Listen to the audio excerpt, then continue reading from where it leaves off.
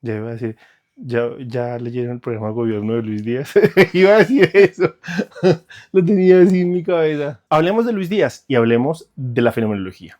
Y no vayan a pensar que es un juego de palabras para decir que Luis Díaz es un fenómeno, porque sí, lo es. Creo que Luis Díaz es un fenómeno, pero abordar los últimos partidos, especialmente el último partido que tuvo Luis Díaz con el PSG, es un problema filosófico y más específicamente un problema fenomenológico. Entonces, entremos en materias. Luis Díaz recibe un pase en el anterior partido del PSG en el minuto 68.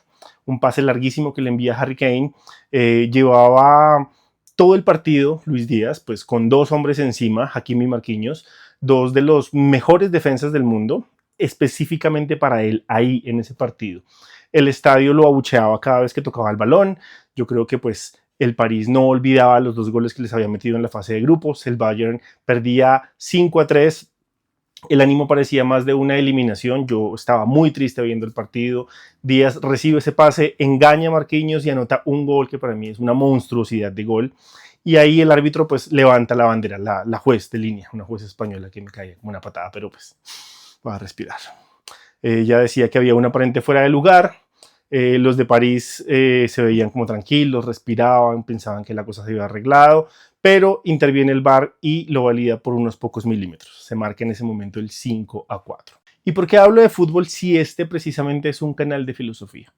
Como les decía al comienzo del video, el gol de Díaz y los últimos partidos de Luis Díaz son un problema filosófico y más específicamente un problema fenomenológico. Edmund Husserl, el padre de la fenomenología, tenía una obsesión en su vida y era entender cómo las cosas adquieren sentido para la conciencia. Su respuesta no fue la más popular para la gente de su época, para su tiempo, porque implicaba decir que los objetos no traen su sentido opuesto, sino que somos nosotros mismos, las conciencias, nuestras conciencias, quienes lo constituimos, quienes constituimos el sentido. Y de alguna manera podemos decir que lo hacemos desde un fondo de supuestos compartidos que Husserl llamó el mundo de la vida.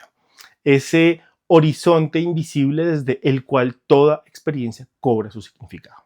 Eso pues en temas pues como muy teóricos. Cuando nosotros vemos una silla, nosotros no vemos un trozo de madera, nosotros no vemos un conglomerado de madera, sino que vemos puntualmente una silla, vemos su forma, porque nosotros ya traemos con nosotros toda una historia de cuerpos que se sientan. Entonces el objeto no nos da el sentido, sino que nosotros lo complementamos desde nuestra propia conciencia. Entonces, aplicando eso al gol de Luis Díaz, podemos decir que el gol existió 3 veces en menos de 2 minutos. La primera vez, cuando el balón entra al arco y miles de personas en el estadio, más los millones enfrente de la pantalla, lo experimentamos como un gol. La conciencia colectiva, la conciencia de todos juntos, lo constituye inmediatamente como un gol real, como un gol presente, un gol, digamos, como irreversible en ese espacio. El segundo momento, o la segunda vez, es como la desexistencia del gol. Es el momento en el que la juez levanta la mano, dice que hay un fuera de lugar. En ese momento, el mismo evento cambia de naturaleza.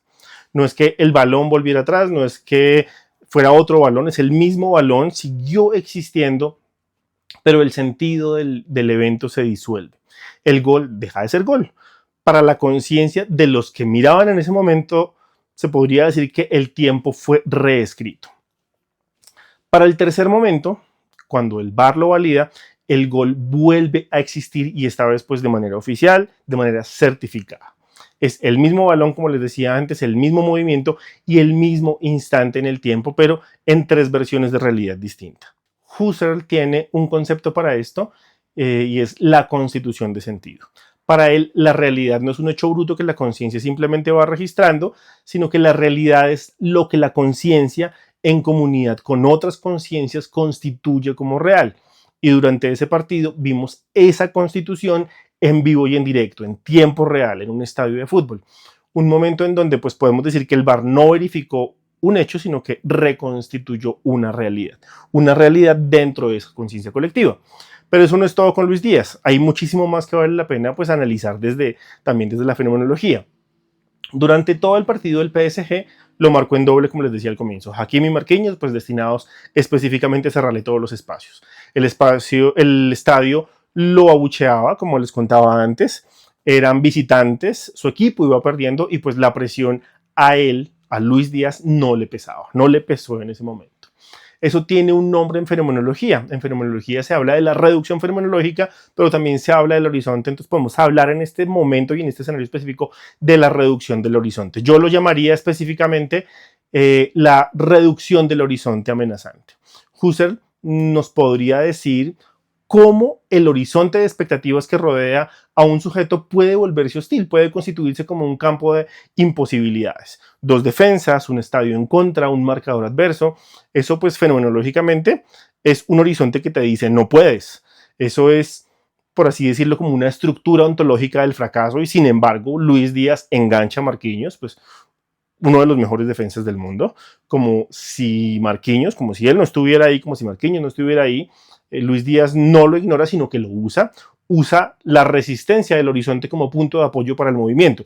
Y pues ustedes dirán, digo apoyo, resistencia, horizonte, movimiento, pero no estoy hablando de un atleta, estoy hablando puntualmente de filosofía. Y para los filósofos, y especialmente pues los fenomenólogos, como lo he dicho todo el tiempo, el movimiento de Díaz sería la intencionalidad en acto, es decir, la conciencia que no se deja determinar por el campo que la rodea, sino que lo reorganiza desde adentro. Husserl decía que toda conciencia es conciencia de algo y ahí está la intencionalidad. Pero en Upamecano también tenemos un ejemplo para hacer filosofía y para hacer fenomenología. Justo antes del gol de Luis Díaz, Upamecano, el defensa central del Bayern, estaba anotando el 5-3, el tercer gol para el Bayern. Él es un individuo cuya función en la vida es no dejar pasar a nadie y uno lo ve empujado por la misma fuerza que empujó a Luis Díaz a convertir un gol que se podría decir que es imposible. Iban 5-2. ¿Cómo se llama eso? Eso, desde las gafas de Husserl, es el mundo de la vida activándose con toda su potencia. Son miles de conciencias en un estado y cientos de millones más en todo el planeta, constituyendo colectivamente un campo de significado tan grande y tan intenso que los cuerpos hacen cosas que la razón táctica nunca ordenaría. Un defensa marcando un gol. El técnico del PSG, Luis Enrique, lo decía después del partido. Él decía que nunca había visto un partido con esa intensidad y con esas ganas de ganar. Él no estaba describiendo como tal el esfuerzo físico, sino que estaba describiendo sin saberlo la fenomenología del mundo de la vida en su máxima expresión. El partido terminó con un 5-4, la serie sigue abierta, pero lo que queda en el aire es que el fútbol no es ni los jugadores, ni el balón, ni el estadio. El fútbol es ese acuerdo tácito entre millones de conciencias de que esto importa, de que el fútbol importa, de que ese momento importa. Conciencias que son, como lo decía Husserl, conciencia de algo. Un acuerdo que pues nadie ha firmado, que no está escrito en ningún reglamento y que en el momento justo puede hacer que un defensa central ataque y que un colombiano de La Guajira con dos tipos encima y un estadio en contra pongan el balón en donde nadie podía llegar. Husserl no vio el gol, pero pues lo hubiera entendido mejor que cualquier analista deportivo y pues de mi parte yo digo que ojalá hagan el Bayern porque pues creo que Husserl siendo pues alemán también le hubiera metido ganas al Bayern.